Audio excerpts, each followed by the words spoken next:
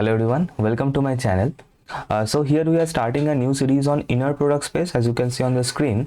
और inner product space किन लोगों के लिए पहले मैं वो बता दूं, that is for BSM 101 mathematics 1A, that is for CSE IT AIML CSBS CSE data science cyber security IoT. तो CS अलाइड जितने भी स्ट्रीम्स हैं including IT AIML CSBS etcetera, इन सभी का जो पेपर है दैट इज़ मैथमेटिक्स 1A उनके लिए है BSM 101, एंड उन लोगों के साथ साथ for AIML and CSE IoT third semester students of linear algebra उनके लिए भी है. एंड मैंने ये जो सीरीज बनाया है ऑन इनर प्रोडक्ट स्पेस, एक के बाद एक लेक्चर अभी आने वाला है, बिल्कुल सिलेबस को फॉलो करता हुआ मैं बनाया. एंड इसमें जो भी क्वेश्चंस मैंने इंक्लूड किया है the questions are from previous year question paper, तो प्रीवियस ईयर का भी प्रैक्टिस हो जाएगा एज वेल एज जो कंसेप्ट है वो भी हम लोग देख लेंगे. And apart from this students, कोई भी BSc स्टूडेंट्स जो मुझे फॉलो करते हैं and from other university as well other background जिनके भी सिलेबस में inner product space linear algebra है, they can definitely follow this series. इसमें पूरा कंसेप्ट तो मैं बताऊंगा, उसके साथ साथ जो भी इंपॉर्टेंट क्वेश्चंस है प्रीवियस ईयर में अगर नहीं भी आया है लेकिन मुझे लग रहा है कि इंपॉर्टेंट है, वो भी मैं कवर कराऊंगा इन दिस अपकमिंग सीरीज. अच्छा, तो इसमें पहले शुरू में बता दूं मैं मतलब कौन कौन सा टॉपिक इस पोर्शन से, मतलब सब टॉपिक्स क्या क्या है जो हम कवर करने वाले हैं. तो starting with the definition of real inner product space, उसके साथ साथ कॉम्प्लेक्स इनर प्रोडक्ट स्पेस का डेफिनेशन करेंगे. फिर उसके बाद कुछ क्वेश्चंस करेंगे फ्रॉम इनर प्रोडक्ट स्पेस, जैसे कि 2018 का क्वेश्चन है, 2020 का क्वेश्चन है, और भी कुछ क्वेश्चंस है जहाँ पे हमें वेरीफाई करना है, चेक करना है कि ये जो डेफिनेशन जो गिवन है क्या वो एक इनर प्रोडक्ट है या नहीं. बाय चेकिंग द कंडीशंस, वो कंडीशन क्या है that I will definitely going to see in this particular lecture. And उसके साथ ये वाला क्वेश्चन भी हम लोग सॉल्व करेंगे अप टू, एंड ये मैं होमवर्क के लिए देने वाला हूँ. ठीक है, नेक्स्ट लेक्चर में जो लेक्चर नंबर 2 बनेगा of this series of inner product space, उसमें हम लोग नॉर्म के बारे में डिस्कस करेंगे. Norm is very important for 1 mark question, मतलब मेनली ये जो डेफिनेशन है एंड बाकी नॉर्म का कंसेप्ट बहुत ही ज़्यादा चाहिए होगा 5 मार्क क्वेश्चन के लिए भी. मैं अपकमिंग स्लाइड्स में वो दिखा रहा हूँ, यहाँ से ये सब क्वेश्चंस करेंगे, प्रॉपर्टीज भी करेंगे नॉर्म से, और नॉर्म से रिलेटेड टोटल 4 थ्योरम मैं यहाँ पे कराऊंगा.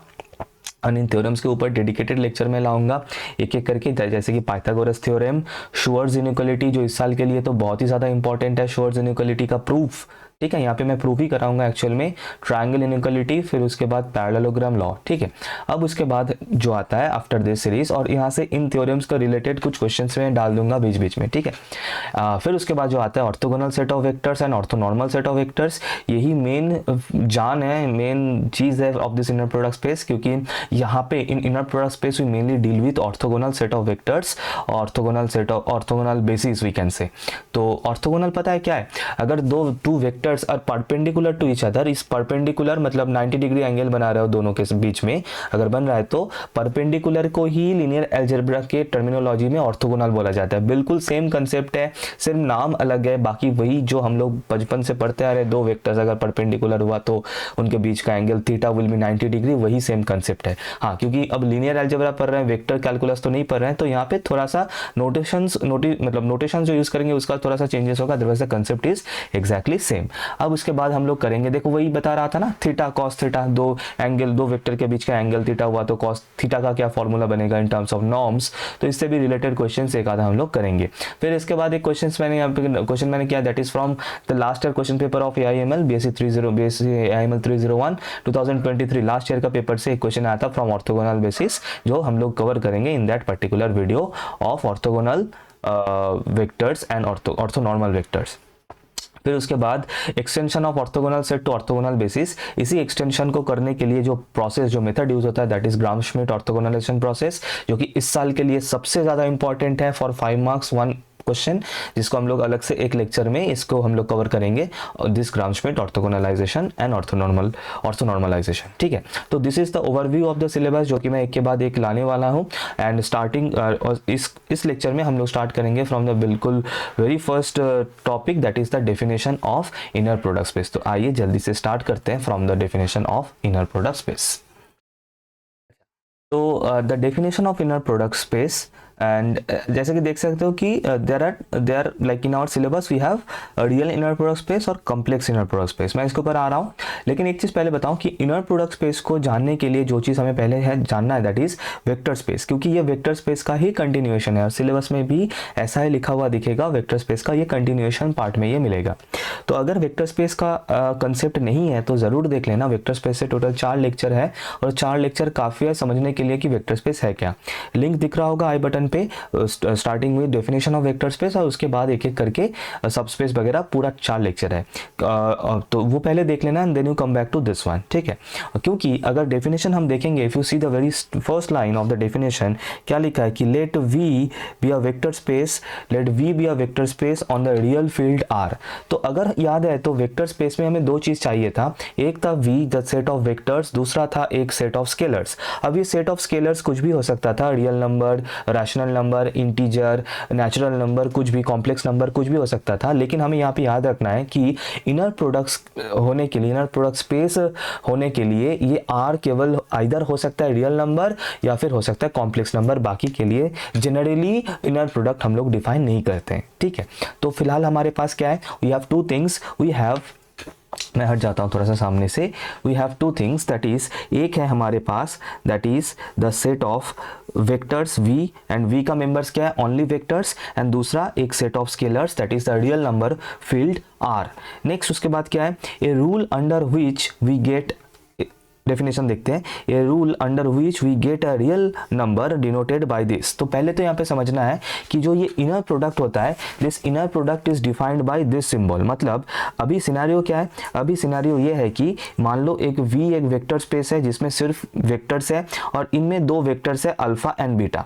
तो ये अल्फा और बीटा और भी वेक्टर्स है, यहाँ पे अल्फा बीटा गामा एटसेट्रा और भी वेक्टर्स है। यहाँ पे मान लो यहाँ से मैंने दो वेक्टर्स उठा लिया अल्फा एंड बीटा, तो इनका जो इनर प्रोडक्ट होगा वो जनरली डिनोटेड किया जाता है इस एंगल ब्रैकेट के यूज करके। This is the standard notation of inner product of alpha and beta, notation of inner product of alpha and beta.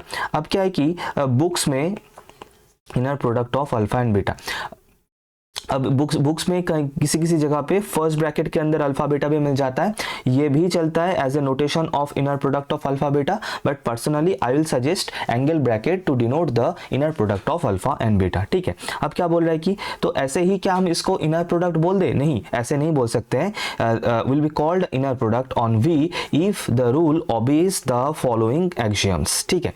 पहले तो एक चीज यहाँ से और क्लियर कर लो, दो वेक्टर के ऊपर ऐसे इनर प्रोडक्ट लगाने से जो इसका वैल्यू निकल के आता है ये हमेशा एक नंबर होता है, एक वैल्यू मिलता है हमें, वेक्टर नहीं मिलता है, स्केलर मिलता है, एक वैल्यू मिलता है हमें, ठीक है। अच्छा, क्योंकि इनर प्रोडक्ट इस वर्ड को अगर हम देखें, क्योंकि इसमें प्रोडक्ट है तो वो सिंपल मल्टीप्लिकेशन या प्रोडक्ट का कंसेप्ट इसमें है, बाकी इस इनर प्रोडक्ट बन के क्या होता है उसको समझने के लिए हमें देखना है ये 4 एक्सियम या फिर प्रॉपर्टीज। तो फिलहाल लेखा जोखा क्या है, दैट इज एक सेट ऑफ वेक्टर्स है v और एक सेट ऑफ स्केलर्स है r।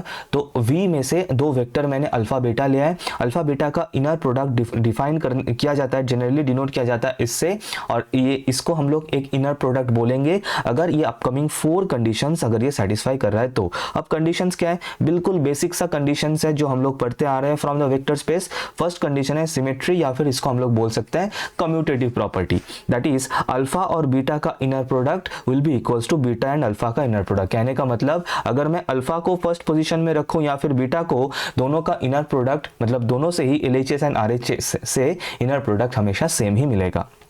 सेकेंड पॉइंट क्या है कि मान लो C एक स्केलर है, C is a real number, और C अगर अल्फा के साथ मल्टीप्लाइड है तो C बाहर चला जाता है ऑफ द इनर प्रोडक्ट। ये बिल्कुल ही जो लिनियरिटी प्रॉपर्टी है, हालांकि इस प्रॉपर्टी का एक अलग से नाम है that is homogeneity, but otherwise एक पॉइंट नंबर 2 एंड 3 को कंबाइन करके हम इन दोनों को एक साथ लिनियरिटी प्रॉपर्टी भी बोल सकते हैं, बिकॉज ये प्रॉपर्टी हम लोग देख चुके हैं, ये वाला प्रॉपर्टी एंड ये प्रॉपर्टी ऑल्सो, क्योंकि इसमें क्या हो रहा है देखो, alpha comma beta plus gamma, ये प्लस साइन से ये टूट जाता है, ये ब्रेक हो जाता है, alpha comma beta and alpha comma gamma, inner product of alpha comma beta and alpha comma gamma. तो अगर याद है तो ये कंसेप्ट हम लोग पढ़ चुके हैं बहुत बार और किस किस जगह पे पढ़ चुके हैं, मैं बता रहा हूँ हम लोग दो जगह पे ये प्रॉपर्टी पढ़ चुके हैं। एक मैं बता देता हूँ सबस्पेस, और दूसरा तुम लोग मुझे बताओगे कमेंट में कि और एक कौन सा चैप्टर है वेक्टर स्पेस में जहाँ पे बिल्कुल इन दो प्रॉपर्टीज के ऊपर डिपेंड करके हम लोग डिफाइन करते हैं एक चीज को। वो कौन सा चीज है वो मुझे बताना है कमेंट सेक्शन में,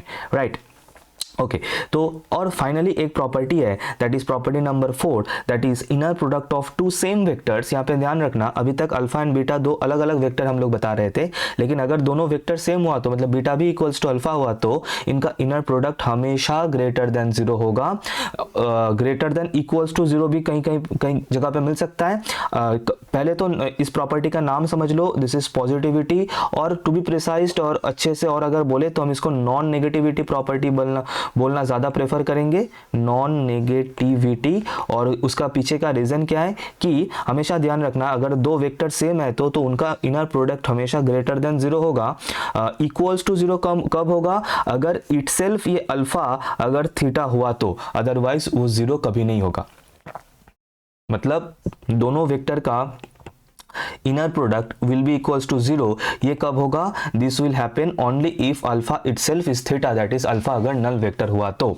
अगर अल्फा नॉन नल वेक्टर है तो हमेशा इनर प्रोडक्ट ग्रेटर देन 0 मिलेगा, नेगेटिव तो कभी भी नहीं मिलेगा। So these are the 4 properties, basic properties. तो अगर कोई भी ऐसा मतलब rule that is angle bracket of alpha comma beta अगर ये 4 प्रॉपर्टीज को सेटिस्फाई कर रहा है तो हम बोलते हैं कि the vector space V together with the inner product defined on it is called a real inner product space और यूक्लिडियन स्पेस। अब यहाँ पे एक बात है, दैट इज यहाँ पे मैक्सिमम 99% ऑफ बुक्स में यहाँ पे इनर प्रोडक्ट स्पेस बोल देते हैं। कब बोलते हैं, बोलेगा कि अगर इनर प्रोडक्ट के साथ, इनर प्रोडक्ट स्पेस के साथ जो फील्ड हम लोग ले रहे हैं ना, वो फील्ड अगर रियल नंबर का फील्ड हुआ तो उसको हम लोग यूक्लिडियन स्पेस बोलते हैं। लेकिन ये नहीं है the actual definition of Euclidean space. वो क्या है समझने के लिए वीडियो को एंड तक देखना है, क्योंकि आगे जाके जो क्वेश्चंस मिलेगा वहां पे मैं क्लियर करूंगा कि एक्चुअल में यूक्लिडियन स्पेस है क्या। बट अदरवाइज यहाँ पे लाइक मैक्सिमम बुक्स में क्योंकि ये लिखा हुआ होता है तो यहाँ पे पढ़ लेना, क्योंकि ये क्वेश्चन इटसेल्फ 1 मार्क के लिए बहुत ही ज्यादा इंपॉर्टेंट है। Fill in the blanks type of question में ये दे देता है कि real inner product space is also called dash space, तो वहां पे हमें लिखना है यूक्लिडियन स्पेस। हो गया, डन। तो this is the definition of real inner product space. जरूर देख लेना ये डेफिनेशंस इंक्लूडिंग दिस 4 प्रॉपर्टीज। अब उसके बाद अगर ये अब सेम पूरा बिल्कुल एग्जैक्ट कंसेप्ट बिल्कुल सेम है, लेकिन अगर अभी तक हम लोग जिसको बोल रहे थे कि रियल नंबर फील्ड, अगर वो रियल नंबर फील्ड आर मतलब रियल नंबर फील्ड ना लेके अगर हम लोग कॉम्प्लेक्स नंबर का फील्ड लेते हैं तो that inner product space will be called as a complex inner product space. Differences क्या है, कोई डिफरेंस नहीं है, बिल्कुल ये लास्ट का 3 प्रॉपर्टीज एग्जैक्टली सेम है। सिर्फ फर्स्ट प्रॉपर्टी में थोड़ा सा चेंज है, वो मैं क्या है मैं बता देता हूं। इसमें क्या था, इसमें सिंपली कम्यूटेटिव प्रॉपर्टी काम कर रहा था, alpha beta and beta alpha, लेकिन यहाँ पे ऊपर में एक बार दिख रहा होगा बिकॉज क्योंकि ये कॉम्प्लेक्स नंबर का फील्ड जो है वो कॉम्प्लेक्स नंबर है, और उसी के वजह से यहाँ पे नॉर्मल क्या बोल सकते हैं, नॉर्मल कम्यूटेटिव प्रॉपर्टी ना होके this is actually complex conjugate, है ना। जिन लोगों ने भी ये पढ़ा है उन्हें पता है कॉम्प्लेक्स कॉन्जुगेट, दैट्स इट। यही अंतर है, डिफरेंस है, बाकी तो बिल्कुल सेम है, सब कुछ एग्जैक्टली सेम है। अच्छा, सेकंड एक और पॉइंट कि रियल इनर प्रोडक्ट स्पेस का जैसे नाम यूक्लिडियन स्पेस है, ये मिल जाता है बुक्स में, वैसे ही कॉम्प्लेक्स इनर प्रोडक्ट स्पेस का भी एक और नाम है दैट इज यूनिटरी स्पेस। तो ये नाम भी ध्यान रखना, थोड़ा सा इंपॉर्टेंट है for 1 mark question, group A में आने का चांसेस है। अच्छा, तो ये हो गया यहाँ से जो मुझे बताना था definition of inner product space, वो तो मैंने बता दिया। अब चीज़ों को समझने के लिए एक एग्जाम्पल मान के चलते हैं और भी अच्छे से प्यार से समझ में आएगा। देखो ये जो इनर प्रोडक्ट है ये असल में पता है क्या है, सिंपल 2 नंबर का मल्टीप्लिकेशन है ना, वही है। और इसका कंसेप्ट और भी अच्छे से समझ में आएगा नेक्स्ट चैप्टर में जब हम नॉर्म कर रहे होंगे, क्योंकि वहां पे मैं बताऊंगा ये नॉर्म का कंसेप्ट या फिर इस इनर प्रोडक्ट का कंसेप्ट आ कहाँ से रहा है, इसका एक्चुअल ओरिजिन क्या है इस इनर प्रोडक्ट का, वो और भी अच्छे से समझ में आएगा। अच्छा, सेकेंड पॉइंट ये है कि जो मैं बता रहा था, मान लो कि कोई भी 2 नंबर है उसका अगर हम लोग प्रोडक्ट करें तो सिंपल प्रोडक्ट, इनर प्रोडक्ट को भूल जाओ, सिंपल प्रोडक्ट के बारे में अगर सोचे, मान लो 2 नंबर है, एनी 2 नंबर्स कुछ भी, सपोज 2 and 3 है ना, मान लो दो नंबर है 2 and 3 और उसका प्रोडक्ट कर रहा हूँ, इनर प्रोडक्ट नहीं, सिंपल प्रोडक्ट, ठीक है। अब समझना सर 2 and 3, 2 into 3 जो आएगा 3 into 2 भी सेम आएगा, तो इसका मतलब जो फर्स्ट प्रॉपर्टी था, प्रॉपर्टी नंबर 1 ये वाला सिमेट्री और कम्यूटेटिव प्रॉपर्टी, ये बिल्कुल सेटिस्फाई कर रहा है, हाँ सर कर रहा है। अच्छा सेकेंड अगर सोचे, अगर नंबर 4 फोर्थ प्रॉपर्टी सोचे तो फोर्थ प्रॉपर्टी में भी ये होल्ड करेगा। अब सोच के देखो, अगर दोनों नंबर सेम हुआ तो मान लो 2 into 2 ये हमेशा मतलब कि 2 स्क्वायर ये हमेशा ग्रेटर देन, मतलब कोई भी नंबर का स्क्वायर ए स्क्वायर हमेशा ग्रेटर देन इक्वल्स टू 0 होता है, क्योंकि हमें पता है कि स्क्वायर हमेशा ग्रेटर देन इक्वल्स टू 0 होगा और ए स्क्वायर इक्वल्स टू 0 तब होगा इफ एंड ओनली इफ ए अगर इटसेल्फ 0 हुआ तो। वही मैंने बताया था कि अगर मतलब इनर प्रोडक्ट 0 होगा अगर the vector itself is the null vector, otherwise वो हमेशा ग्रेटर देन 0 ही होगा, हमेशा ग्रेटर देन 0 होगा। तो फोर्थ प्रॉपर्टी ये नॉन नेगेटिविटी या फिर पॉजिटिविटी वाला जो प्रॉपर्टी है, this is also clear with the normal multiplication. अच्छा बाकी का दो जो लिनियरिटी प्रॉपर्टी वाला जो है, मतलब 2 and 3 का कॉम्बिनेशन जो फॉर्म है, वो भी हम सोच सकते हैं कुछ इस तरीके से। मान लो 5 into मान लो कि इसको अच्छा इसको ऐसे सोचते हैं कि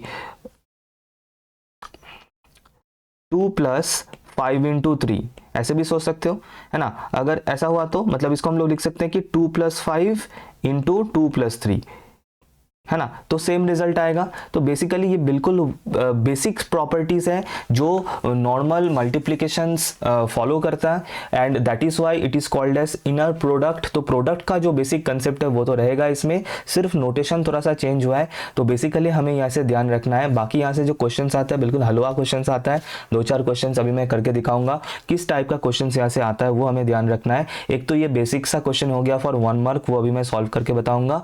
वैसे ये सेम क्वेश्चन है जो 2018 में भी आया था, 2020 में भी आया था। इसको हम लोग सॉल्व करेंगे।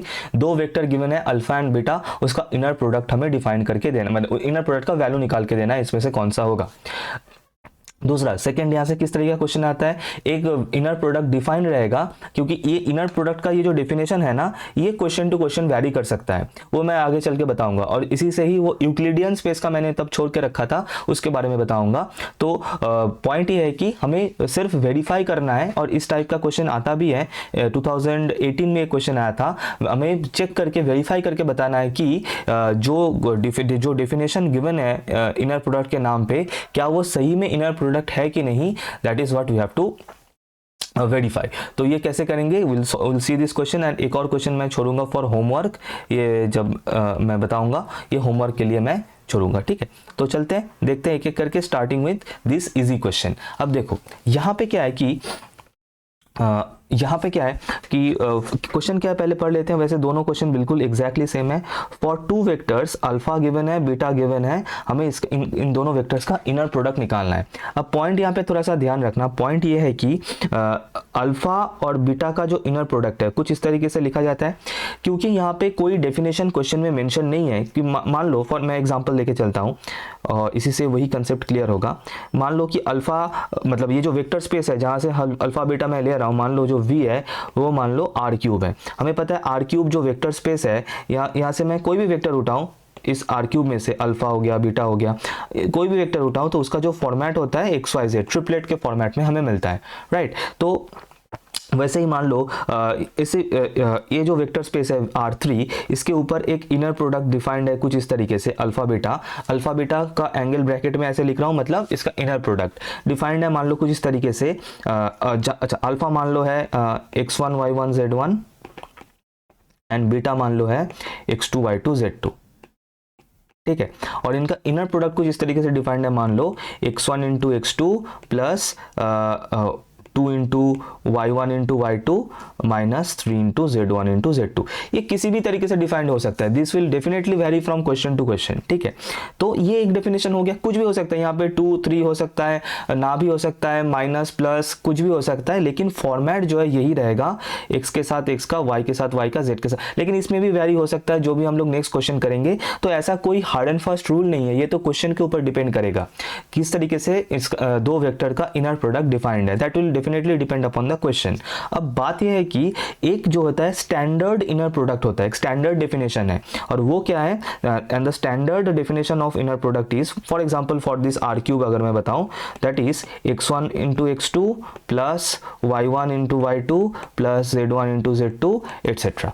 अगर ये जितना भी बढ़ेगा ऐसे, मतलब x1 के साथ x1, x2, y1 के साथ y2, z1 के साथ z2 करके अगर इस तरीके से इनर प्रोडक्ट डिफाइंड है, this is also called as standard inner product. इसका थोड़ा सा नाम थोड़ा सा ध्यान रखना, this is called as standard inner product, ठीक है, this is called as standard inner product. And इस स्टैंडर्ड इनर प्रोडक्ट को ही और मतलब जिस वेक्टर स्पेस के ऊपर ये standard inner product space, standard inner product define होता है, उसी को हम लोग यूक्लिडियन इनर, इसको यूक्लिडियन इनर प्रोडक्ट भी बोला जाता है, एंड उस स्पेस को, उस वेक्टर स्पेस को हम लोग यूक्लिडियन वेक्टर स्पेस बोलते हैं। सो यूक्लिडियन मतलब द पॉइंट इज कि ऐसे ही अगर जो फील्ड है वो रियल नंबर होने से ही, एक सेकेंड इसको मैं ऑफ कर देता हूँ, रियल नंबर होने से ही वो यूक्लिडियन हो जाएगा, ऐसी कोई बात है नहीं। द पॉइंट इज अगर स्टैंडर्ड इनर प्रोडक्ट डिफाइंड है, दैट इज ये वाला, दिस वन है ना, तो ही हम उसको यूक्लिडियन बोलते हैं, that then only we call that as Euclidean vector space और यूक्लिडियन इनर प्रोडक्ट, ठीक है, यूक्लिडियन इनर प्रोडक्ट। और यूक्लिडियन क्यों बोलते हैं पता है, क्योंकि यूक्लिडियन या फिर इसी, just for this definition only, इसी डेफिनेशन के लिए only for this definition orthogonal and perpendicular जो है वो एग्जैक्टली सेम तरीके से काम करता है। परपेंडिकुलर एंड ऑर्थोगोनल का जो मीनिंग होता है वो सेम हो जाता है फॉर दिस पर्टिकुलर डेफिनेशन। बाकी का डेफिनेशंस के लिए, जैसे कि ये वाला डेफिनेशन था, इसके लिए नहीं होगा, for this it will not be satisfied, तो ये नहीं है, this is not Euclidean inner product और standard inner product. Standard inner product तो यही है। ये मैंने आर क्यूब के लिए दिखाया, कुछ भी हो सकता है, मान लो अगर R4 के लिए हुआ तो, है ना, मान लो दो वेक्टर है जो कि R4 से, मतलब जो वेक्टर स्पेस है वो R⁴ है, x1 x2 x1 y1 z1 और मान लो w1, और बीटा सपोज कि x2 y2 z2 w2। तो अगर यहाँ पे R4 के बारे में बात करूँ और इसका अगर मैं inner product, standard inner product अगर मैं डिफाइन करूँ, क्या होगा sir, x1 into x2 plus y1 into y2 plus z1 into z2 plus w1 into w2, इस तरीके से। So getting my point, so this is standard inner product, this is standard inner product. ये कोई भी vector space given हो हम लोग define कर सकते हैं, एंड इसी को ही यूक्लिडियन इनर प्रोडक्ट बोला जाता है। सो वो बात तो सही नहीं है, लेकिन क्योंकि वो मोस्ट ऑफ द बुक्स में वही डिफाइंड रहता है, so we have to follow that, otherwise this is the main concept of this. अच्छा, अब ये जो क्वेश्चन है, देखो यहाँ पे इनर प्रोडक्ट का डेफिनेशन गिवन नहीं है, तो द क्वेश्चन इज सर कैसे फिर कैलकुलेट करें। तो इसी के वजह से मैंने इतना सब कुछ बताया कि अगर क्वेश्चन में कोई इनर प्रोडक्ट डिफाइन नहीं है तो हम लोग जनरली जो बाय डिफ़ॉल्ट जो स्टैंडर्ड इनर प्रोडक्ट है हम उसी को फॉलो करते हैं। तो यहाँ पर भी हम वही करेंगे। तो इसका मतलब इसका वैल्यू क्या होगा सर, इसका वैल्यू क्या होगा, ये x1 है, पता चल रहा है ना, ये x1 है ना, this is x1 comma this is y1, this is z1, this is w1, similarly this is x2 y2 z2 w2। अब वही स्टैंडर्ड इनर प्रोडक्ट डिफाइंड होगा, तो क्या होगा, x1 इंटू x2 मतलब 2 इंटू -5, समझ में आ रहा है ना, 2 इंटू -5 प्लस ये हो गया first x1 into x2 plus then y1 into y2 that is -1 into 3 plus फिर उसके बाद z1 into z2 that is 1 into 3 plus w1 into w2 that is 5 into 2। इसको अगर हम लोग कैलकुलेट करेंगे तो क्या आ रहा है सर, -10 -3 प्लस 3 प्लस 10। वाह बहुत बढ़िया, ये तो सब कुछ कैंसिल होके 0 हो गया। तो क्या है, ऑप्शन में 0 अवेलेबल है, हाँ सर बिल्कुल है, ऑप्शन नंबर सी इसके लिए और इसके लिए ऑप्शन नंबर ए, क्योंकि दोनों क्वेश्चन आई गेस बिल्कुल सेम है ना, हाँ बिल्कुल सेम है। सो ठीक है, तो this is how we solve it. तो पॉइंट ये है कि अगर क्वेश्चन में कोई इनर प्रोडक्ट गिवन नहीं है तो हम लोग ये जो स्टैंडर्ड इनर प्रोडक्ट है इसको फॉलो करते हैं एंड उसको क्वेश्चन को कुछ इस तरीके से सॉल्व करते हैं। अदरवाइज क्वेश्चन में इनर प्रोडक्ट डिफाइन हो सकता है। ये तो फिर से स्टैंडर्ड इनर प्रोडक्ट है। मान लो ये वाला क्वेश्चन है, देखो यहाँ पे देखोगे कैसे, देखो इनर प्रोडक्ट डिफाइंड है आर क्यूब के लिए, देखो यहाँ पे डेफिनेशन अब कुछ डिफरेंस है। ये अगर इसको मैं ब्रेक करूं क्या मिलेगा, x1 y1 plus x2 into Y to यहाँ से मिल रहा है, plus x2 into Y three मिल रहा है, plus y3 into Y two मिल रहा है, प्लस y3 का स्क्वायर मिल रहा है, या फिर y3 इंटू वाई थ्री। तो देखो अब बोलोगे सर ऐसे ही कुछ भी हम लोग डिफाइन कर दे क्या वो इनर प्रोडक्ट होगा, वही तो मेरा पॉइंट है, ऐसे ही कुछ भी डिफाइन कर देने से इनर प्रोडक्ट नहीं होगा। इनर प्रोडक्ट होने के लिए वो 4 कंडीशन है वो सेटिस्फाइड होना पड़ेगा, ठीक है। केवल सिर्फ और सिर्फ क्या स्टैंडर्ड इनर प्रोडक्ट के लिए ही वो 4 कंडीशन सेटिस्फाई होगा, फिर से ऐसी कोई बात नहीं है। Different types of different definition के लिए भी हो सकता है, वो तो हमें चेक करने के बाद ही पता चलेगा। जैसे भी हम लोग इसके लिए चेक करेंगे और चेक करते टाइम हम लोग देखेंगे कि कोई ना कोई प्रॉपर्टी जरूर सेटिस्फाई नहीं होगा, उसके वजह से ये एक इनर प्रोडक्ट नहीं होगा, वही हमें दिखाना है। क्वेश्चन को अगर हम देखेंगे तो पता चलेगा। हमें बेसिकली यहाँ पे चेक करना है कि देन फाइंड वेदर की this inner product is a inner product और नॉट, हमें यही चेक करना है। इसके लिए जब इस क्वेश्चन को हम लोग सॉल्व करेंगे तब इसको देखेंगे, है ना। और मान लो एक इस तरीके का डेफिनेशन है, ये मैं होमवर्क के लिए दूंगा, चेक करना है। ये आर स्क्वायर के लिए है, 2 वेक्टर लिया है अल्फा एंड बीटा, और कुछ इस तरीके से इनर प्रोडक्ट डिफाइंड है। वो जो 4 कंडीशन 4 एक्सियम जो हम लोगों ने देखा 1 2 3 4 चेक करके देखना है कि सेटिस्फाई होगा कि नहीं होगा। चलो एक एक करके करते हैं। We'll start with the standard inner product and देखेंगे जो 4 कंडीशन है वो सेटिस्फाई हो रहा है कि नहीं हो रहा है। So let us see the solution.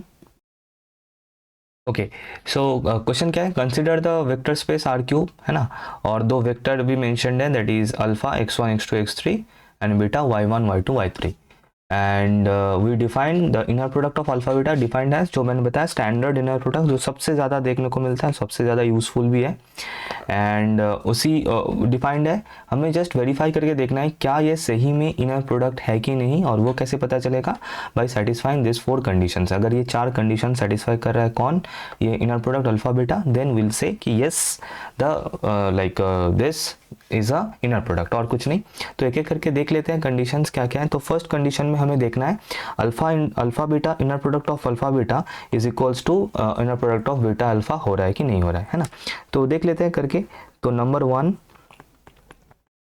Check कर रहे हैं inner product of alpha beta, और वो किस तरीके से गिवन है, that is mentioned in the question, given in the question x1 y1 plus x2 y2 plus x3 y3, ठीक है। और अगर बीटा गामा करे, दैट इज अगर पहले बीटा को ले देन फिर अल्फा को, तो हमें क्या मिलेगा y1 x1, है ना, as simple as that, y2 x2 plus y3 x3। लेकिन मज़ेदार बात यह है कि बिल्कुल दोनों तो एग्जैक्टली सेम है, सो देयरफॉर हम लोग ज़रूर बोल सकते हैं कि inner product of alpha beta is definitely equals to inner product of beta alpha. तो फर्स्ट प्रॉपर्टी जो है वो तो बिल्कुल सेटिस्फाई हो रहा है, सिमेट्री वाला जो प्रॉपर्टी है it is definitely satisfied.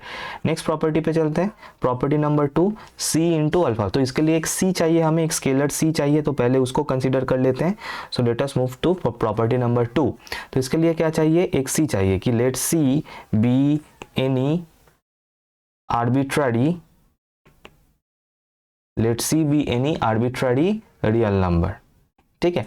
Now अच्छा, और अब क्या और क्या चाहिए एक बार देख लो, यहाँ पे चाहिए क्या, सी इंटू अल्फा कॉमा बीटा का इनर प्रोडक्ट, ठीक है। तो पहले कर लेते हैं सी इंटू अल्फा इक्वल्स टू, तो सी अल्फा के साथ मल्टीप्लाइड होगा। अल्फा क्या है, क्वेश्चन में गिवन है अल्फा क्या है, alpha is x1 x2 x3, alpha is x1 x2 x3। तो अगर मल्टीप्लाई कर दे, सी जो है अंदर मल्टीप्लाइड हो जाता है वेक्टर स्पेस में, ये सब मैंने बहुत बार बताया है, बहुत बार ये किया है हम लोग, बहुत बार ये कर चुका है वेक्टर स्पेस में। ओके, तो ये अब और क्या चाहिए, अब inner product of c into alpha comma beta क्या होगा फिर, अब देखते हैं अकॉर्डिंग टू द डेफिनेशन क्या होगा। अगर याद है तो क्या होगा, simply according to the components multiply होगा, है ना। इसके साथ बीटा क्या है, beta is y1 y2 y3, according to component multiply होता है स्टैंडर्ड इनर प्रोडक्ट में। तो क्या हो जाएगा, सी x1 इंटू y1 प्लस होगा, फिर according to component c x2 into y2 plus according to component c x3 into y3। ये मिल चुका है मुझे LHS से, मतलब यहाँ से from this LHS we have got this. अब RHS के लिए जाना है, चलो RHS के लिए देखते हैं क्या होगा। अल्फा बीटा तो हमें पता है क्या है, मतलब सी इंटू अल्फा बीटा हम लोग चेक करेंगे, that is c into alpha beta का डेफिनेशन तो क्वेश्चन में गिवन है x1 y1 plus x2 y2 plus x3 y3 हो गया। अब सी को अंदर मल्टीप्लाई कर देंगे, जैसे ही कर देंगे क्या मिल जाएगा, सी x1 y1 plus C x2 y2 plus C x3 y3, and मज़ेदार बात यह है कि देखो दोनों एग्जैक्टली सेम मिला है, this one and this one. तो obviously again for this condition also LHS equals to RHS हमें सेटिस्फाई होता हुआ दिख रहा है। नेक्स्ट प्रॉपर्टी है प्रॉपर्टी नंबर 3। प्रॉपर्टी नंबर 3 को प्रूव करेंगे और इसके लिए हमें टोटल 3 वेक्टर चाहिए, अल्फा बीटा एंड गामा। अब इसके ऊपर थोड़ा सा देखते हैं इसके लिए क्या कुछ करना है। तो चलो 3 वेक्टर कंसिडर कर लेते हैं जल्दी से, स्टार्टिंग विथ अल्फा। कि अल्फा बीटा तो है हमारे पास, सिर्फ हमें एक गामा लेना है कि लेट गामा इक्वल्स टू क्या लेते हैं इसको, Z1 Z2 Z3 लेते हैं, मतलब इजी हो जाएगा करना, Z1 Z2 Z3, ठीक है। अच्छा अब क्या क्या चाहिए, एक तो चाहिए हमें बीटा प्लस गामा हमें निकालना है, तो बीटा प्लस गामा कर लेते हैं। Now beta plus gamma equals to क्या आ जाएगा, बीटा क्या है, beta is y1 z1 y1 y2 है ना, y1 y2 y3 क्वेश्चन में गिवन है। तो अकॉर्डिंग टू कंपोनेंट ऐड होगा, एक्स कंपोनेंट के साथ एक, मतलब फर्स्ट के साथ फर्स्ट, सेकेंड के साथ सेकेंड, थर्ड के साथ थर्ड, है ना। तो क्या हो जाएगा यहाँ पे y1 plus z1 comma y2 plus z2 comma y3 plus z3। अब इसके साथ किसका इनर प्रोडक्ट होगा सर, अल्फा का, inner product of alpha comma beta plus gamma equals to, ये क्या हो जाएगा फिर according to the definition.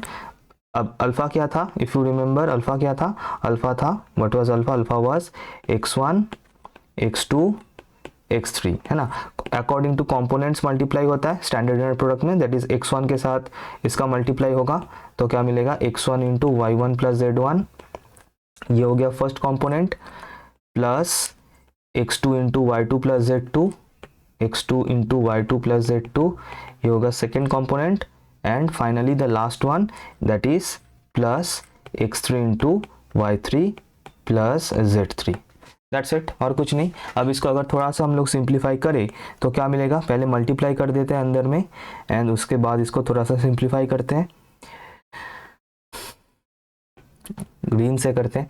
Okay so क्या आ जाएगा, x1 y1 plus x1 z1 comma plus x2 y2 plus x2 z2, simple multiply कर रहे हैं ना, मल्टीप्लाई कर रहे हैं और कुछ नहीं, plus x3 y3 plus x3 z3, ठीक है। इसको अगर थोड़ा सा अरेंज कर ले किस तरीके से, ये जो मतलब जो x1 y1 x2 y2 मतलब x एंड y वाला जो कंपोनेंट्स है इसको एक साथ रखते हैं, x1 y1 plus x2 y2 plus x3 y3, इसको साथ में रख लिया। अब x z वाला जो कंपोनेंट्स है, x z वाला जो है इनको साथ में रखते हैं, that is x1 z1 plus x2 z2 plus x3 z3, सही है। अच्छा बताओ तो ये क्या है sir, this is according to the inner product का definition, this is nothing but inner product of alpha comma beta, plus sir according to the definition this is nothing but alpha comma gamma, है ना, यही तो होगा standard inner product alpha और gamma का। तो देखो यही मिलना था इन द RHS, यही मिलना था और हमें यही मिल चुका है, as simple as that. And finally last वाला करना है, that is property number 4, alpha comma alpha इसका inner product greater than equals to 0 होगा कि नहीं होगा, ये देखना है हमें, तो करके देख लेते हैं। So let us take let alpha not equals to theta sorry क्योंकि अल्फा अगर थीटा होगा तो डेफिनेटली वो तो 0 हो जाएगा inner product, that means alpha is not equals to theta, मतलब देखो थीटा क्या है, what is theta, if you remember theta is the null vector 0, 0, 0, और अगर मैं बोल रहा हूँ alpha not equals to theta, that means at least एक कंपोनेंट मुझे नॉन जीरो चाहिए, बाकी 2 0 होगा तो भी चलेगा, एक मुझे नॉन जीरो चाहिए। तो यहाँ पे लिखेंगे that is at least x1 y1 z1 में से, जो कि अल्फा का कंपोनेंट्स था, at least x1 y1 z1 at least one of, है ना, यहाँ पे लिख दो at least one of x1 y1 z1 is non zero, जो अभी मैंने बताया कि तीनों ही अगर जीरो हो जाएगा तो अल्फा भी थीटा हो जाएगा, जो कि हमें नहीं चाहिए। तो ये हम लिख लेंगे पहले चीज़ों को क्लियर करने के लिए। अब थोड़ा सा आगे बढ़ते हैं। नाउ अल्फा कॉमा अल्फा का इनर प्रोडक्ट ये क्या होगा, x1 into x1 plus y1 into y1 plus Z1 into Z1, क्योंकि यहाँ पे दोनों सेम है, अल्फा एंड बीटा दोनों सेम है, तो ऑब्वियसली ऐसा ही होगा। अब ये क्या x1 का स्क्वायर, यह है y1 का स्क्वायर, यह है Z1 का स्क्वायर, जो कि ऑब्वियसली हमेशा, क्योंकि स्क्वायर क्वांटिटी किसी भी नंबर्स का स्क्वायर हमेशा ग्रेटर देन 0 होता है, तो ऑब्वियसली ये भी ग्रेटर देन 0 ही होगा, इसमें कोई प्रॉब्लम ही नहीं है। तो फोर्थ प्रॉपर्टी भी बिल्कुल सेटिस्फाइड है। तो बिल्कुल इसी तरीके से हम लोग बोल सकते हैं कि since all the 4 properties are satisfied of inner product, so therefore this definitely is a inner product over R3, and R3 is a inner product space, और कुछ नहीं, with the standard inner product defined on it, है ना। इसके बाद हम लोग कुछ इस तरीके से लिखेंगे कि since the rule defined in the question satisfies all the axioms of inner product, so therefore R3 R cube is an inner product space with the inner product given in the question, that is x1 y1 plus x2 y2 plus x3 y3। Done, और कुछ नहीं, बस इस तरीके से करना है। I hope it is clear everyone. चलते हैं नेक्स्ट क्वेश्चन में। अब इसमें मैंने देखो 2 टाइप का क्वेश्चन ही डाला है, एक जिसमें होगा इनर प्रोडक्ट, दूसरा जिसमें इनर प्रोडक्ट नहीं होगा, जो कि शायद मुझे लगता है इसमें इनर प्रोडक्ट नहीं होगा। पहले क्वेश्चन को पढ़ लेते हैं, then will see the solution. Question क्या है sir? Question is in the Euclidean space R cube, यहाँ पे आर क्यूब यूज किया है फिर से, अल्फा वेक्टर गिवन है x1 x2 x3, beta vector given है y1 y2 y3, then find whether alpha beta the inner product which is defined as this, मतलब inner product होगा कि नहीं होगा, that we have to check here. Question का मतलब यही है, बस और कुछ नहीं, ठीक है। तो हो देखते हैं इसका सॉल्यूशन फिर जल्दी से। अच्छा, तो इसको कैसे करना है, वही सेम प्रॉपर्टीज चेक करेंगे, starting with the first property. और अगर फर्स्ट प्रॉपर्टी याद है तो वो क्या था, if you remember the first property, that is it was, चलो कुछ और इंक यूज करते हैं, ये वाला, that is inner product of alpha comma beta should be equals to inner product of beta comma alpha, जो कम्यूटेटिव प्रॉपर्टी था, symmetricity वाला जो प्रॉपर्टी था, है ना। तो क्योंकि अल्फा बीटा और इस डेफिनेशन सब कुछ गिवन है यहाँ पे, तो करके देख लेते हैं। अल्फा बीटा का इनर प्रोडक्ट तो गिवन है क्वेश्चन में, है ना, और इसको अगर हम लोग ब्रेक करें तो यही आएगा, जो कि मेरा ऑलरेडी किया हुआ है यहाँ पे, इसी को मैं लिख देता हूँ, है ना, यही मिलेगा। अच्छा, तो बीटा कॉमा अल्फा क्या मिलेगा, बीटा कॉमा अल्फा क्या मिलेगा, समझना अच्छे से।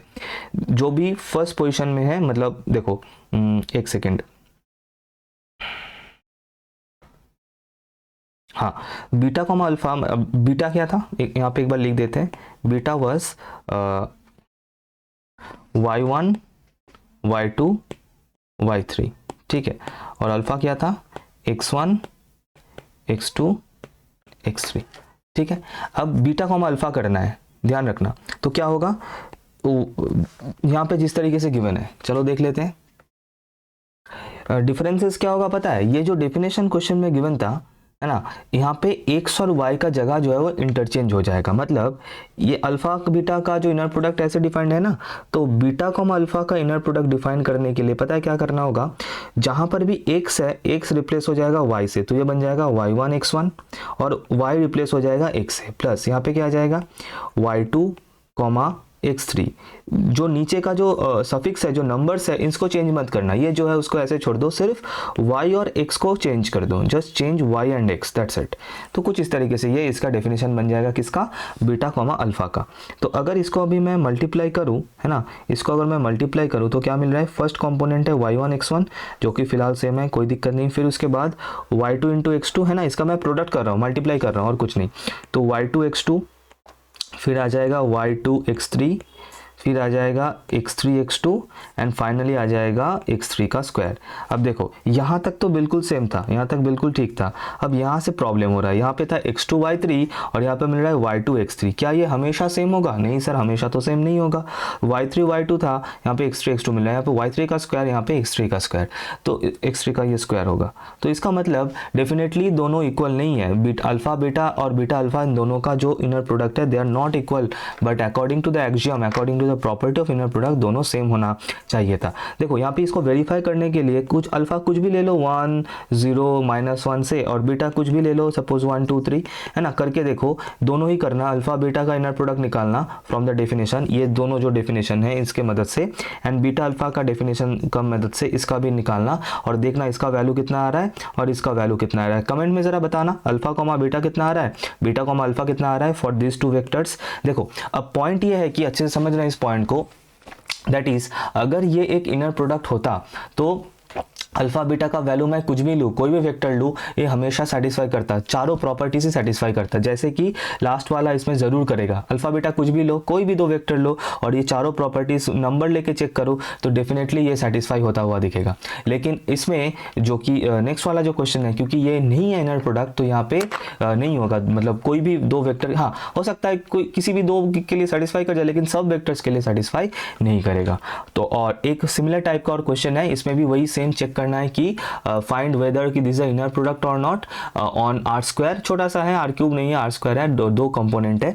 तो इसके लिए ज़रूर होमवर्क करना और वेरीफाई करके बताना, और ज़रूर कमेंट करना और बताना कि कौन से प्रॉपर्टी के लिए ये नहीं हो रहा है। मतलब अगर हो रहा है तो बहुत बढ़िया, ठीक है, और अगर नहीं हो रहा है तो कौन से प्रॉपर्टी के लिए, 1 2 3 और 4 इन चार प्रॉपर्टीज में से कौन से प्रॉपर्टी के लिए ये इनर प्रोडक्ट नहीं हो रहा है, वो कमेंट करना। And I will answer in the comment, जिसका सही आंसर रहेगा I will take the name of his or her in the next video. ठीक है, तो इस वीडियो के लिए मैं इतना ही रख रहा हूँ। This is all about the definition of inner product. Next lecture जो है और भी इंपॉर्टेंट होगा, that is norm of a vector, तो ज़रूर आ जाना उसमें।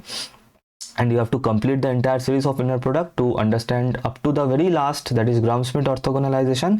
तो इस वीडियो के लिए इतना ही। थैंक यू एवरीवन, मिलते हैं नेक्स्ट वीडियो में।